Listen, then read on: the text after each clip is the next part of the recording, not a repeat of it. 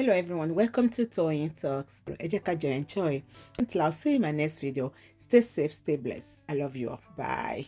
N tó kà fún ẹ, n tó kọ sí ẹ lọ́wọ́ ló ń kà síta. N tó kọ fún ẹ, script tó kọ fún ẹ ló ń kà. Ọ̀dọ̀ bọ̀bọ́ tó lọ ṣe kinní ní last week, ìṣòrí bí yẹn ṣe handle ẹ̀. Wà á àwọn tí wọ́n ṣe tọ́ka broadcasting yẹn, tọ́ka journalism. That's somebody who has been through the four walls of the university. Can you see the guy how he handled the interview? Yes. Yes. Orí pa àwọn èèyàn go lè analyze it. Wọ́n ò lè analyze it because that guy did justice to it. He did justice to it. Ọkọ̀ lo platform ẹ̀ láti constitute nuisance ni.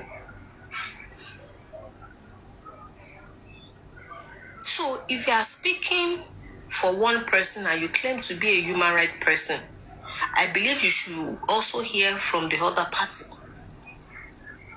She has been tormenting Olowo Shibi, harassing her. Her pain is that all the shoots she has been shooting at her, none of it has succeeded. That is her pain. That is her pain.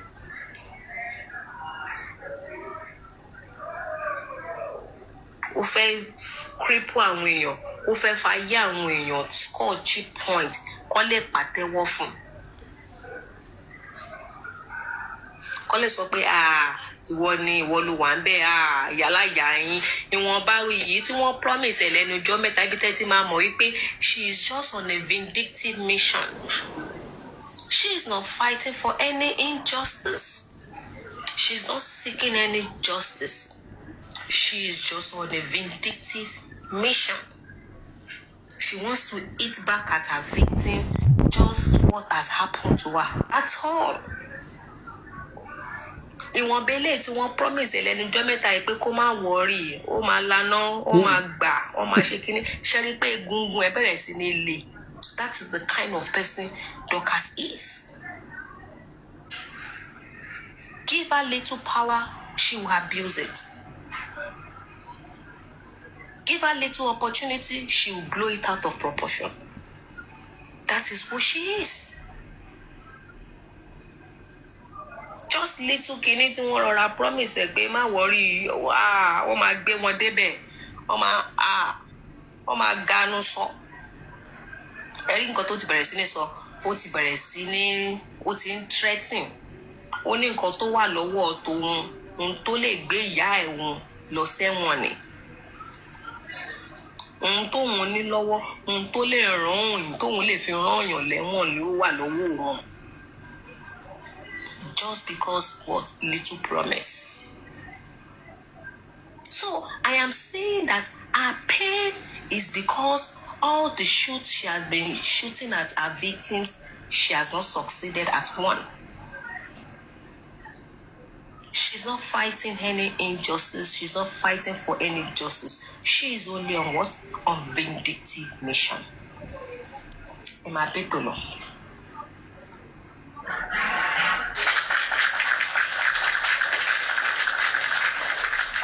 Thank you. Straight from the heart. Best caller.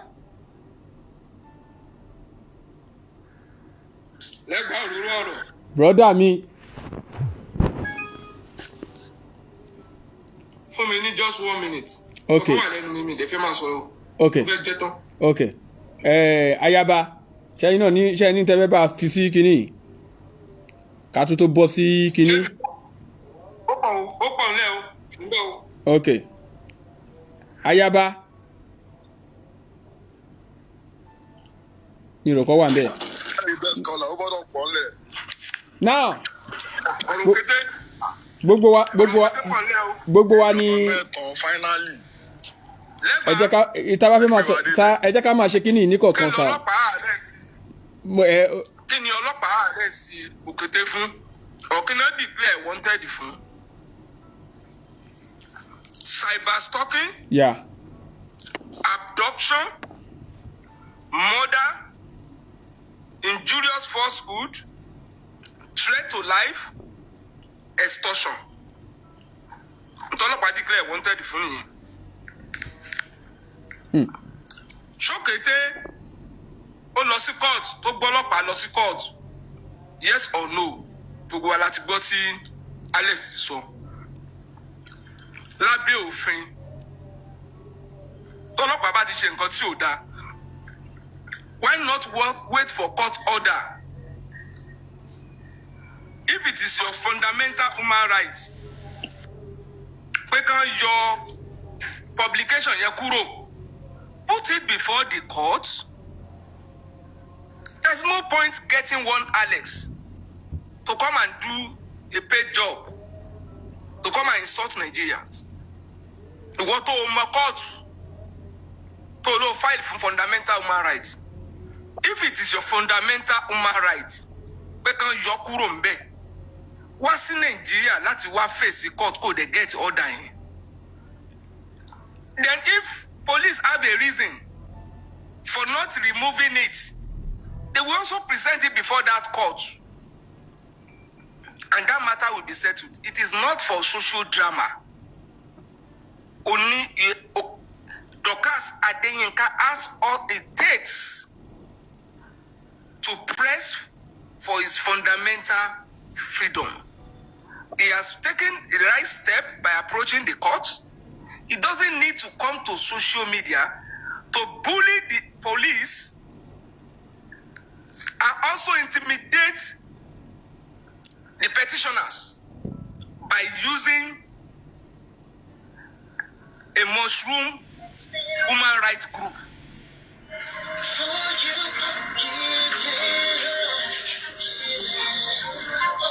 Where is that? Okay. Lega. Sir.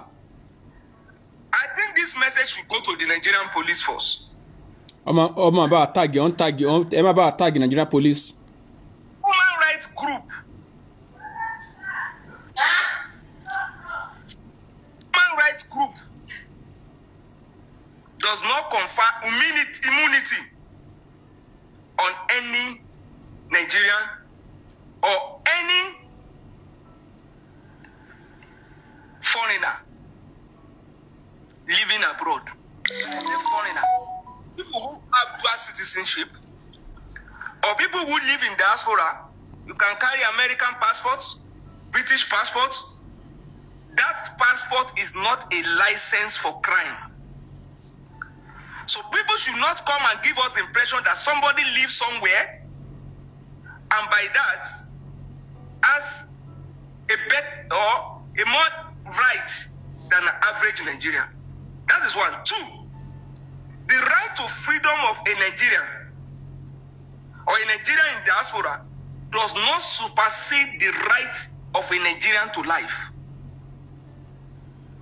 Freedom of speech, freedom of religion, freedom of assembly, freedom of association, or whatever you call it, are under right to life. And on this matter, we are talking about right to life.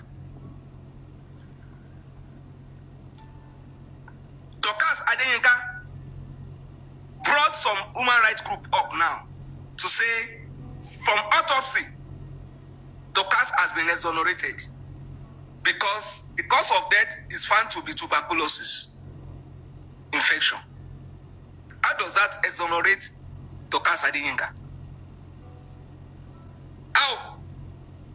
Did autopsy tell us the time Ibeji was infected? Did autopsy tell us the treatment that he received? It means that beyond the autopsy, there are other issues. What of if there is negligence from the husband or from the NGO? Somebody must be held responsible. Somebody that you told us was well, hale and healthy, as at October or November. You even promised that you are going to bring her for a photo shoot. Somebody you picked from the street, and the street kept asking for the well-being of Ibeji under Dorcas Adeyinka Foundation. You now want to tell me that all of a sudden, because the autopsy is reading tuberculosis, that means Dorcas is exonerated. I doubt if the person that was talking in his right senses. also from this report confirmed something, that she was on the run, because she said police get her into their custody. Police got Dorcas into their custody. So if there are issues, and as at present it's not even in Nigeria, maybe he's supposed to have come and he's still on the run, why will any court now ask that the wanted publication be brought down? More so that has even approached the court to press for his fundamental human rights.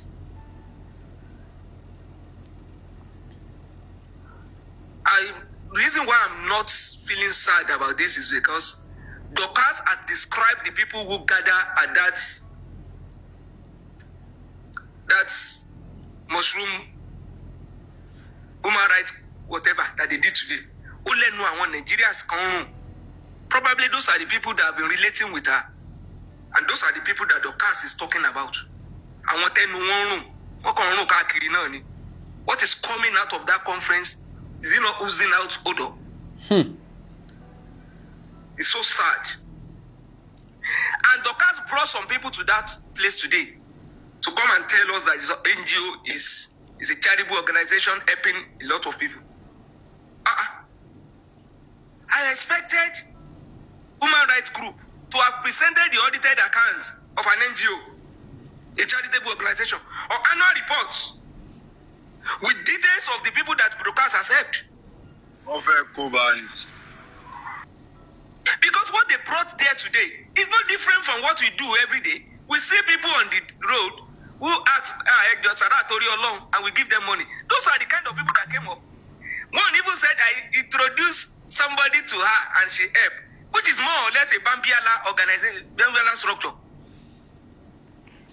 No profiling. Look at the character of person who introduced another person to Dorcas. And you call that a charitable organization from somebody who live abroad. Is that not sad? Is that not enough for even the police to dig deeper into what that charitable organization is doing? I just read out the area of suspicion that are being investigated and reason why it was declared wanted. And Dorcas herself confirmed that he was quizzed on some issues. He was asked about this lover. She said it herself. Sunday Igboho, the fact that he asked Nigeria to go and kill their leader, President Buhari, must have answered questions related to money laundering and the one that he claimed to be a witness. I was expected, even if he claimed to be a witness to kidnapping, and he beat his chest that he will come to Nigeria. So those evidences that they tender in Lagos that made the police to detain Olowoshibi and even ready to arraign Olowoshibi in court, why can't he present that at this conference? That these are the evidence I presented earlier, and they are tenable evidence. They are hard evidences that confirm that somebody was actually kidnapped Ibeji. Why is it difficult to also bring that to the public now? Why is it difficult for the past to say I presented all that in Abuja? Or the past did not know that Olowoshibi was detained on the ground of false allegation? As Dorcas explained what happened to Fola's car, is that not extortion? But somebody was rolling on the floor under your NGO and you were saying, hey, you bought it for her, you are this, and later you even knew that there was no car. But extortion is on your case. And you said that she's been exonerated because of autopsy, tuberculosis. Who is this Alex? Does he have sense at all? What is his pedigree? That Nigerian police will take people like this kind of character serious in a nation that is governed by rule of law? Somebody will come out with this useless banner and be intimidating our own police. Police have to tell us whether the life of Nigerians is less important than the freedom of somebody living in diaspora who has been manipulating. This is somebody who claimed to have recording of the police taking bribe. Police have to tell us whether they are negotiating behind for the evidences that Dorcas has against them for collecting bribes, for them to be treating this matter with kid love. What are they talking about? We have Interpol. They should press all necessary buttons. Who is she? And whoever is a shorty before she disappear and begin to insult us, because it's a collective insult. Talking to you think it's talking to PROA alone? That insult is on the entire police force. He has told us before now that he will bring, when it comes to Nigeria, he will drag the petitioners.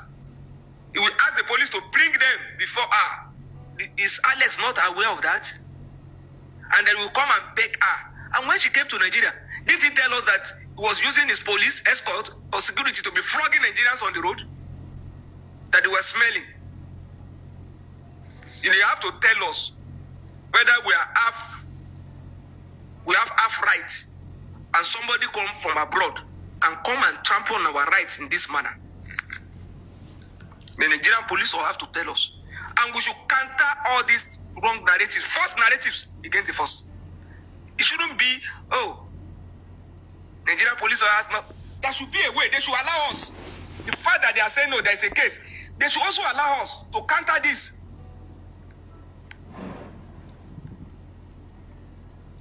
We're talking about a serious matter here. And somebody is coming out with all manner of people coming to insult us. How do you think the family of Folusha will take this? With these open lies. Look at how Dorcas has reduced life of the exit of Ibeji. It's an insult.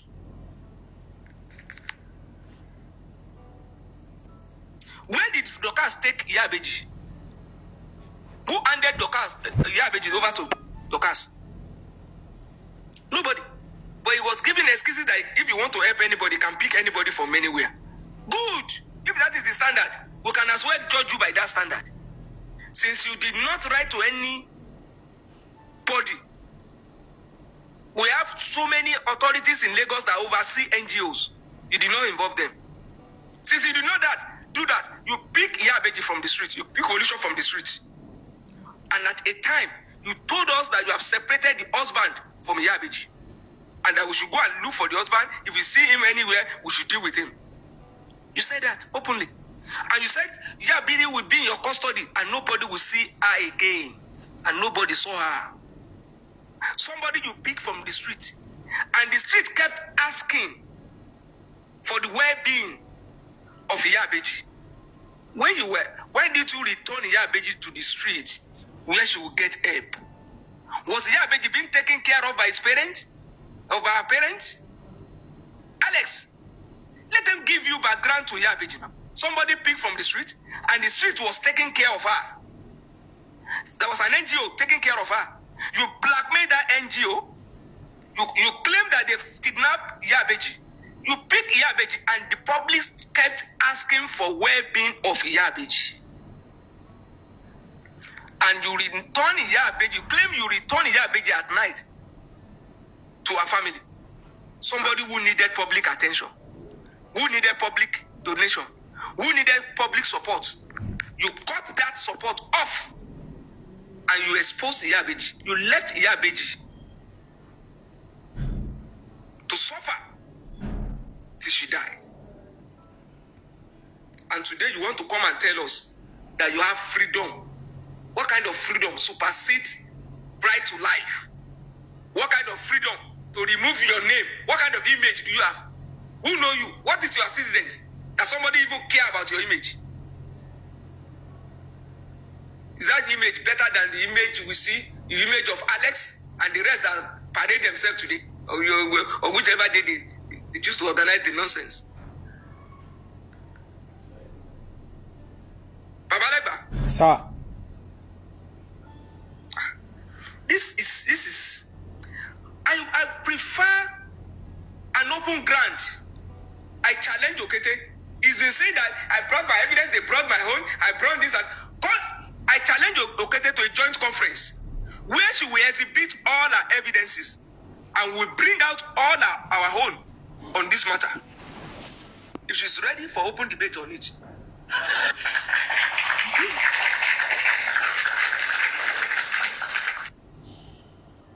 You live abroad, you are directing Nigerians to kill their leaders. That is on record. You directed us to even beat Baba Ibeji anywhere we see him. You threaten innocent Nigerians that once you get to Nigeria, the police will bring them before you just because you boasted that you have people at the top. Do you know who I know? Is that not your slogan? You invaded Obanla shop with Bansa, and you later went after you.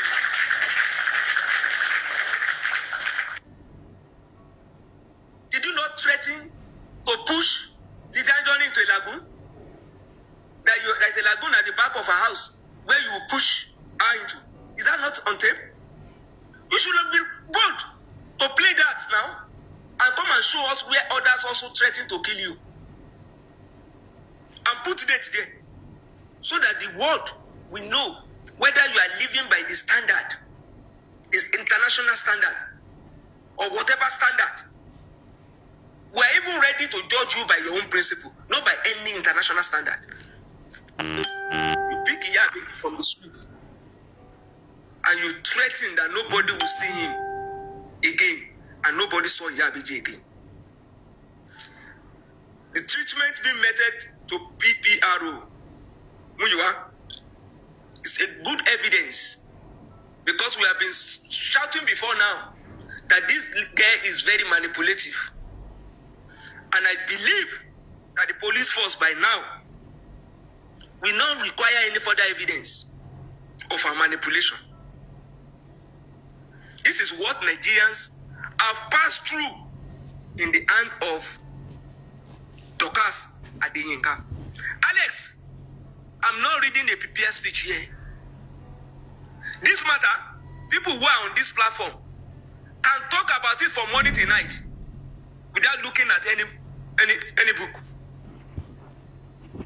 We are talking from things that pains that we have passed through. The manipulation, the insults. Do you know how many people, how many lives, how many businesses?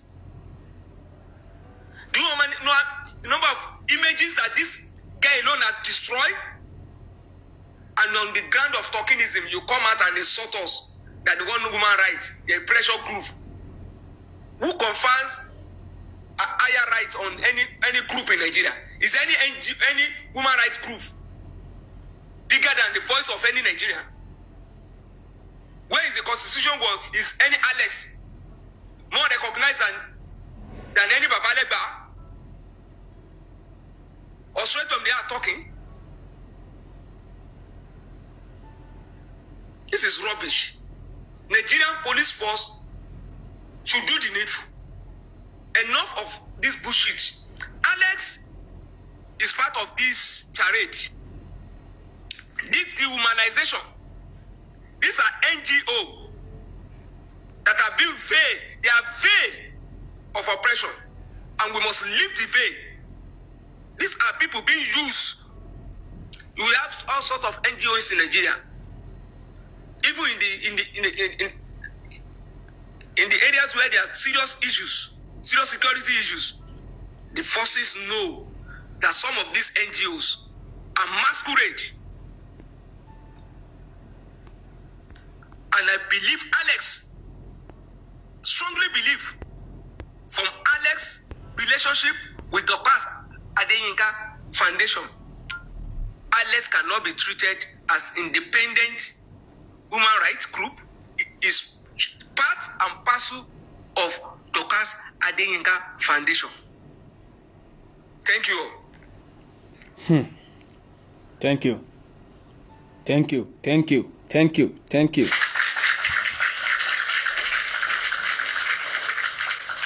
Ayaba, ṣẹ́yìn náà ní nǹkan tá a fẹ́ sọ.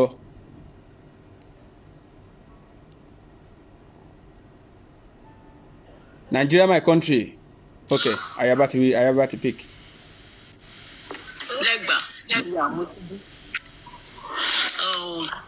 Mo kí gbogbo ẹ̀yin panelists ẹ kálẹ́.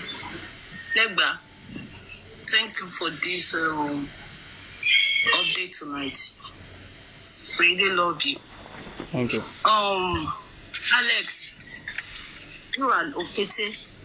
Ẹ pè lórúkọ yẹ, ẹ pè ní Dorcas ní ká fi address ẹ because Nigeria police address her as Dorcas Adeyinka because okay, Nigeria police Dorcas Adeyinka and Alex, two of you better wake up from your slumber because soon ojú yín ò dé fọ́. Okete, Dorcas Adeyinka àmọ́ ẹ wípé irọ́ òun ló kúnlé ayé ẹ̀. Ó mọ̀ gbà tó lọ gbé Folúṣọ́ tó jàgbà lọ́wọ́ síbí. Ó mọ bí ọmọ yẹn ṣe rí, Folúṣọ́ ṣe rí. Ó mọ bó ṣe wà. Ó dàbí ẹni kọ́. Okay. Ó mọ bó ṣe rí, ó dẹ̀ mọ bó ṣe wà. Ojú kòkòrò, àìnítẹ́lọ́rùn, ó ló pa ẹ́ kú tó fi gba Folúṣọ́. And your negligence, ó ló pa ẹ́ kú because you don't care. Ìmọ̀tara ẹni nìkan ó ń bá yí ẹ̀jà. Ìwọ tó ń ṣe empowerment tó pé o ò care fún anybody, àmọ́rí ìbákú ó ń lọ́rọ̀ ayé ẹ̀. O abandon woman yẹn títí ó fẹ́ bí pa. You don't give her medical care. Ibi tí kò ti ní rí anybody, ibẹ̀ ló gbé Folúṣọ́ lọ. Ó wá ń sọ ń sìn. Ó ní pé ó tọ́jú ẹ̀. Níbo ló ti tọ́jú ẹ̀? Gbogbo nǹkan tó dẹ̀ ṣe bó ṣe ṣe, Folúṣọ́ gbogbo ẹ̀ ló wà ní record fún ẹ. Dorcas Adeyinka.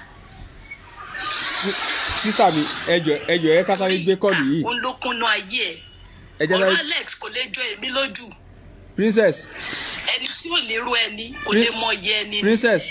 Tó bá jẹ́ pé Folúṣọ́ yìí àbúrò ẹ̀ ni. Princess. Ṣé bó ṣe máa sọ rubbish lẹ́nu nìyẹn? Princess ẹjọ ìgbà tó ti gbowó iṣẹ́ ó ti jẹ dòdò kò délé sòdodo. Princess ẹjọ ẹ sáré fún mi 1 orí minute. bíbà yìí àwọn ò fẹ́ irọ́ òtítọ́ ló máa lékè irọ́. Àmín.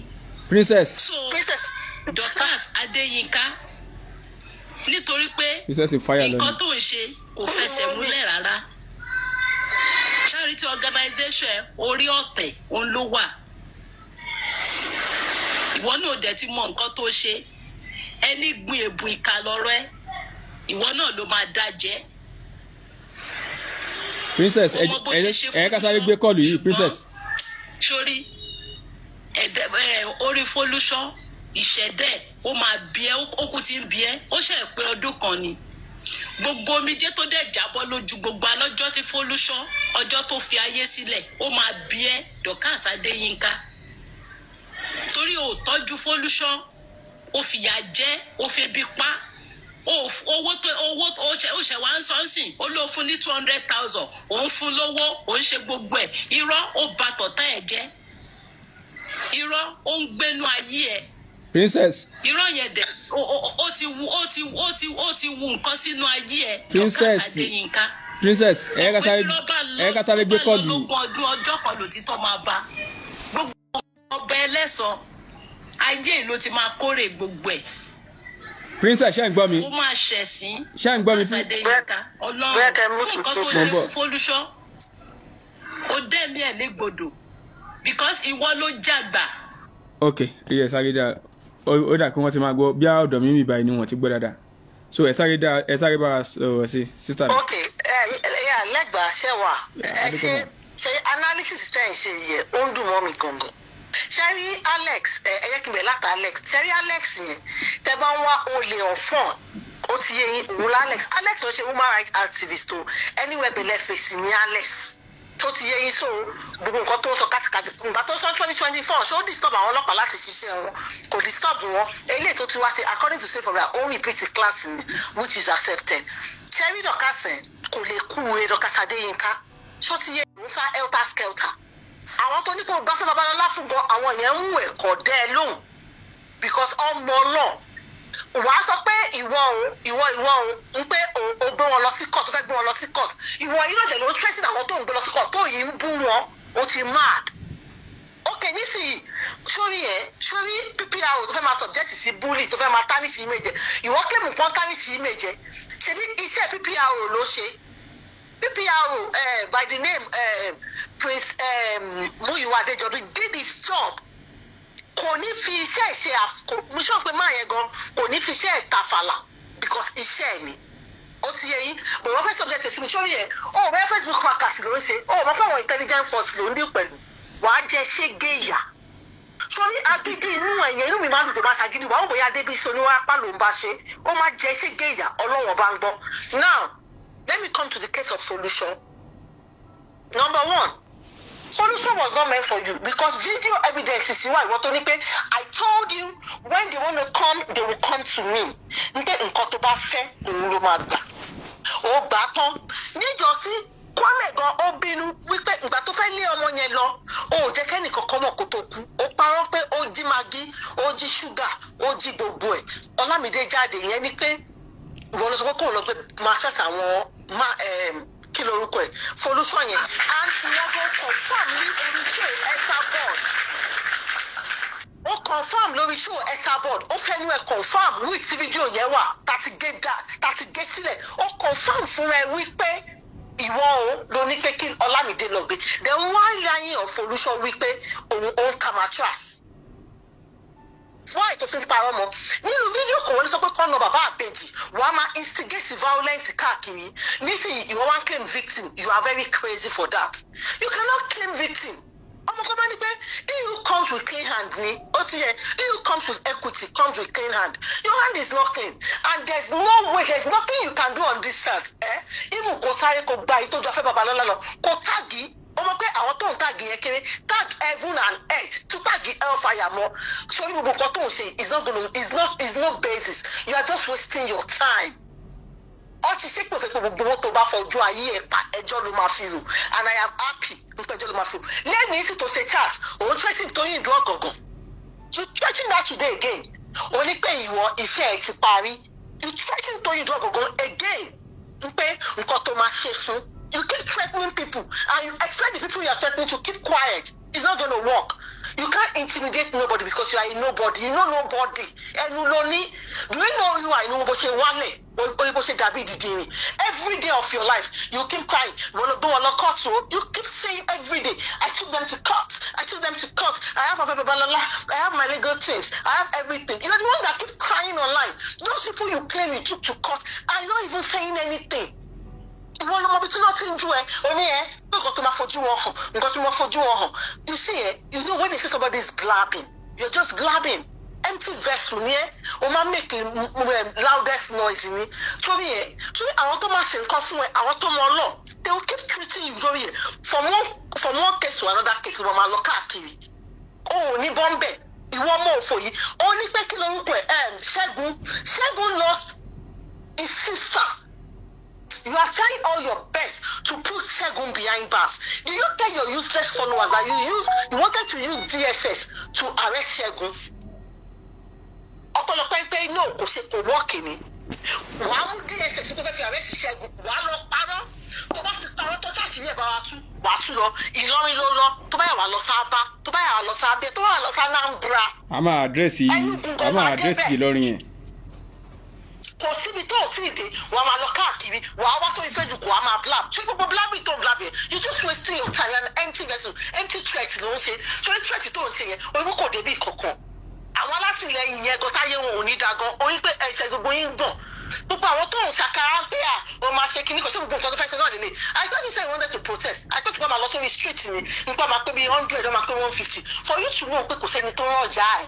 So àwọn 12 àbí 10 ni tó ti fún ní 100,000 20,000 pé ẹ wá fún 1 hour 20,000 ló ti fún ọ gbogbo wọn ṣe ibi elébi ìwọ olórí burúkú Dorcas Adéyínká you claim pé Ṣẹ́gun sọ wípé ń pé ìwọ ṣe kíníkan ṣé ìwọ kọ́ ló sọ pé kí Sùrájù kó wá sí online pẹ̀lú Taofik everyday tàbí gbogbo fídíòs yẹn pé kó wá máa láì ní ọlọ́wọ́ síbi Àbíkẹ́ and àwọn tó kù every blessed day torí wọn tó sọ pọ́ lé ìwọ sọ pé ìwọ empower Ibeji tó bá wọ empower Ibeji ayé Ibeji ò lè rí báyìí gbogbo owó tó ń ná sí pé kọ́ máa lọ competition kọ́ máa lọ sí báyìí against àwọn tó kù tó ń korúkọ àwọn Sùrájù sí lùsì ìwọ tó dé pé ìwọ ló wà lábẹ́ tó ń ṣiṣẹ́ yẹn because Sùrájù tá a níyẹn Taofik tá a níyẹn kò ní owó petition they are hungry they don't have money ìwọ ló máa instigate láti máa lọ kọ́ ṣé tó bá dé pé gbogbo owó tó sọ pé kọ́ máa lọ fi competition yìí ó mú fún wọn ayé wọn ò ní ní bó ṣe rí yìí ó ní pé Ọlọ́run ò gbàdúrà ẹ̀ gbàgbé kò gbọ́ àdúrà ẹ̀ because tó bá gbọ́ àdúrà ẹ̀ ni ò ní sí position tó wà yìí ìwọ ló máa sọ pé kọ́ lọ competition wọ́n sọ pé bí oúnjẹ sọ pé o empower ibi náà ti empower Ibeji o empower nobody because tó bá empower wọn ni kò ní sí position tó wà yìí orí ẹ̀ ti dàrú wàá sáré kiri sórí ẹ̀ ó máa sáré tó máa fi kú ni ó sì mọ̀ kankan ó máa sọ pé pébi tẹ́gbẹ̀ bá ti là ó máa sáré kú torí nǹkan tí ajú ní lọ́ọ́ fi jù yàn lọ ó máa fi hàn ló ti onímọ̀dẹ̀ tí ń rí yìí ajú ní lọ́lẹ̀ jù ní dànù that's what I'm telling you wà á sáré kú ni owó tó máa tọrọ ló máa ná ìwọ ló wá online ló máa ná tó bá yára sí wàá tún wọ́n sọ̀rọ̀ wàá yìí wàá tọrọ owó tó yẹ kó fi jẹun máa tọrọ pa ni ìwọ kẹ́mi pé wọ́n lórí bẹ́ẹ̀ ló ń tọrọ àwọn nǹkan káàkiri aláìlójútì èèyàn kan tó ń pè èèyàn kan ní bẹ́gà ìwọ nọ́mbà wọn bẹ̀gà ayérayé ìwọ sọ pé ìwọ òbú PPR rìn àìmọye ṣó tó ti ṣe ó pé PPR ń black kò sí nǹkan tó bú ó ní pé máa yẹn pọ̀ sí pé bóyá ẹ̀gbọ́n ẹ̀ ṣàìsí ó fi bú náà ó ní pé pípẹ́ sí pé ọ̀nkú pìpìlẹ̀ wọn ó ti má dòdì crazy ṣòwò yẹn wọ́n máa ní pé